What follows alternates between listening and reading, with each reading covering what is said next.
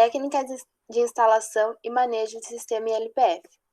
Bom, como todo projeto florestal, o sistema ILPF ele necessita de um planejamento. E nesse planejamento, o produtor ou o engenheiro florestal agrícola ou florestal que vai estar introduzindo esse sistema, ele deve se atentar qual é o mercado que ele tem, né? Quais as empresas da região ali. Ele deve estudar essas empresas e ver com o que elas trabalham. São empresas de serraria, produção de empresas voltadas para a produção de celulose, produção de carvão, para assim ele definir qual será o seu produto foco. Se ele não fizer esse planejamento, é bem provável, na verdade, que chegue no final do ciclo da floresta dele, ele tenha que estocar essa madeira, porque ele não vai ter mercado para vender. Determinando qual será o seu produto foco, ele deve definir qual tipo de rank que ele vai estar introduzindo na sua área. Esse rank são os tipos de fileiras, né? Existem 3 tipos de rank: fileira única, fileira dupla e a fileira tripla. O rank de fileira única é o sistema mais simples que tem. Ele é constituído por uma linha de plantio, uma só linha de plantio, que pode estar utilizando espaçamento entre plantas de 1,5, 2 metros e 3 metros de distância entre uma planta e a outra. Nesse sistema, não é indicado introduzir espécies de baixa densidade, porque como é só uma linha, quando houver vento ali, se for uma área de ocorrência de vento, vai ter quebra do ponteiro da espécie. Então, em ranks de fileiras única, introduzir espécies de alta densidade. Nesse sistema, o produto foco é para produção para serraria, para produção moveleira. Por quê? Como é uma fileira única, a espécie que está ali introduzida, ela vai receber luz na manhã e luz à tarde. Ela vai ter alta incidência de luz, favorecendo assim o diâmetro da espécie. Fileiras duplas. Nesse tipo de sistema, você pode introduzir tanto espécies de baixa densidade e espécies de alta densidade, porque uma vai servir de proteção para a outra, né? Uma barreira contra o vento. Nesse tipo de sistema, o espaçamento entre linhas, aqui esse espaçamento é de 3 metros, para facilitar assim a mecanização. Pode estar utilizando espaçamento entre plantas de 3 por 1,5 e 3 por 2. Quando você trabalha com espaçamento de 3 por 1,5, você pode estar tendo como produto foco a produção de carvão. Como vai estar mais adensado, vai ter maior teor de lignina, que é interessante para a produção do carvão. Quando você está com espaçamento de 3 por 2, é interessante já estar trabalhando para a produção de celulose. Tanto no espaçamento 3 por 1 ou no espaçamento 3 por 2, após que houver o desbaste, a produção pode ser para serraria, porque ela vai ter maior incidência de luz e maior incremento em diâmetro. Ranks de fileiras triplas. Nesse sistema, possui 3 linhas de plantio com espaçamento de 3 metros entre linhas. Entre plantas, pode estar utilizando espaçamento de 1,5, 2 e 3 metros entre plantas. Aqui, com espaçamento mais adensado, também o produtor pode estar trabalhando com a produção de carvão, espaçamentos maiores para a produção de celulose. Após o desbaste também, maior incidência de luz, pode estar trabalhando com a produção de madeira para serraria. O mais interessante, né, que o produtor pode estar aqui introduzindo no sistema de fileiras triplas, é introduzir aqui, ó, nessa linha, a linha do meio, espécies de crescimento lento, espécies de alto valor agregado. Essas espécies, elas demoram anos para ter um retorno produtor. Ele introduz aqui espécies de crescimento lento e introduz aqui nas laterais espécies de crescimento rápido, como o guapuruvu. Ele vai ter uma renda enquanto ele aguarda a de crescimento lento E ainda o guapuruvu, que é crescimento rápido, vai conduzir a espécie de crescimento lento. Não existe um modelo correto de LPF. Tudo depende do foco do produtor. O espaçamento, o tipo de fileira que você vai estar introduzindo ali, tudo depende do seu foco. O espaçamento entre uma espécie florestal e a outra, você tem que estar respeitando o espaçamento de 15 a 18 metros, porque aqui vai estar transitando a maquinária agrícola. E você vai, na hora da colheita, você vai estar entrando com a máquina aqui, que é uma máquina bem grande, né? Por isso você tem que estar respeitando de 15 a 18 metros.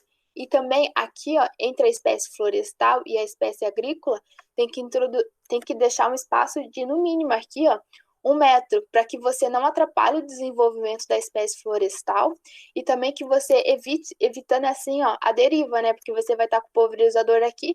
Se estiver muito próximo à espécie florestal, vai ocorrer na fitotoxidez.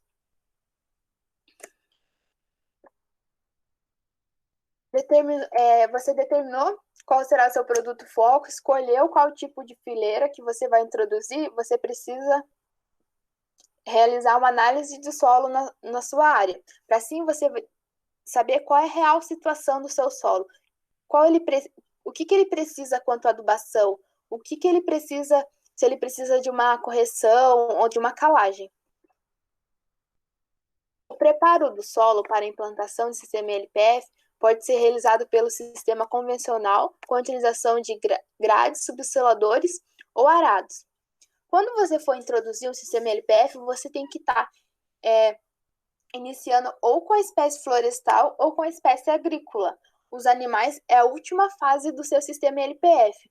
Quando você for introduzir ali a espécie florestal ou a espécie agrícola, a única coisa que você tem que fazer é se atentar com o espaçamento uma da outra, respeitar esse espaçamento das espécies. É interessante introduzir as árvores seguindo o sentido leste-oeste e, se necessário, a curva de nível, contribuindo posteriormente na conservação do solo. Quando você introduz as espécies florestais seguindo o sentido leste-oeste, você vai favorecer ela para que ela tenha maior incidência de luz. E a incidência de luz vai facilitar, vai contribuir para o melhor desenvolvimento dela. E o espaçamento é de acordo com seu produto foco. Adubação em essências florestais. É muito importante que no momento de se fazer o suco, seja realizada adubação fosfatada em profundidade de 40 a 50 centímetros do solo. A adubação fosfatada é importante que ela seja realizada na adubação de base, porque se você for realizar ela como ela é pouco móvel no solo, se você for realizar na adubação de base, você não vai conseguir repor mais esse fósforo. A primeira adubação de cobertura é realizada após 90 dias de plantio da muda. E a segunda adubação ela é realizada após 12 meses de plantio. Na hora de realizar a adubação de cobertura, tem que ter cuidado para não depositar o adubo aqui, muito próximo ao caule da planta. Senão você vai acabar fazendo que ela sofra uma fitotoxidez. Tem que estar sempre respeitando aqui a projeção da copa. A adubação deve ser depositada de 10 a 15 centímetros do caule da planta. Manejo. Como em outro desenvolvimento de essências florestais, é ideal que seja realizado o coroamento das mudas, para evitar assim a matocompetição. Você não realiza o coroamento, a espécie florestal, devido à matocompetição, ela vai ter maior dificuldade de se desenvolver, atrapalha o desenvolvimento dela. O coroamento ele é realizado em um intervalo de 3 meses. Mas no verão, devido ao período chuvoso, o matocompetição ele tem um crescimento mais acelerado. Por isso que a gente diminui o intervalo entre um coroamento e o outro. E a roçada de linha ela é muito importante para que ela controla assim, uma competição entre as linhas de plantio e também ela evita que a sua área ela acabe se tornando um banco de sementes, né, para pragas. O coroamento e a roçada entre linha eles são realizados até a espécie florestal ela atingir 2 metros de altura. Porque quando ela atinge 2 metros de altura, quando você vai ali com a bomba costal fazer a pulverização, você não corre o risco mais de ter respingo de herbicida na folha da essência da espécie florestal. Antes dos 2 metros de altura, se você introduzir ali a bomba costal, ela vai ter respingo e vai estar ocorrendo a fitotoxidez nas plantas. E a aplicação do herbicida, eles possuem um intervalo maior do que o coroamento. Então, você pode ficar mais tempo sem ali entrar na área fazendo esse serviço. A poda de condução e a desrama são etapas de suma importância na formação de madeiras de alta qualidade. Bom, aqui no nosso LPF, a gente trabalha com espécies de alto valor agregado, né? Espécies que estão sendo produzidas para a produção de móveis madeireiros, para atender as serrarias. Quando você deixa a formação de galhos, não faz a poda de condução, não faz as desramas, você vai ter você vai ter galhos e pode ocorrer a bifurcação também nas espécies. Isso e a formação de galhos, ela forma nó na madeira. Isso não é interessante, isso acaba caindo o valor da madeira. Por isso que é realizada a poda de condução e as desramas. Algumas plantas daninhas servem de abrigo para pragas e doenças das lavouras. Os herbicidas são utilizados até quando houver plantações agrícolas na área. Sobre as pragas. Aqui no sistema, aqui da FAIT, a gente tem muita formiga. Acho que ocorre em todas as áreas, né, o ataque de formiga. E o controle, ele é realizado, o monitoramento, ele é realizado semanalmente. As espécies que aparecem aqui é a quem-quem e a saúva. Para que a gente combata, né, as formigas, a gente está utilizando as iscas e esse combate deve ser realizado em todo o período do sistema. O que ocorreu também aqui foi a broca do cedro, porém ele não tem um combate ainda eficaz que a gente está fazendo aqui. As espécies que foram infectadas, né, que foram atacadas, no local onde ela foi atacada, ali na gema apical, está sendo realizada a poda dela, está sendo cortado, tirado, e a broca está sendo coletada e queimada. Mas a gente precisa de algo mais eficiente, né? Isso não é eficiente ainda. Aí, até quando posso trabalhar com uma lavoura no sistema LPF?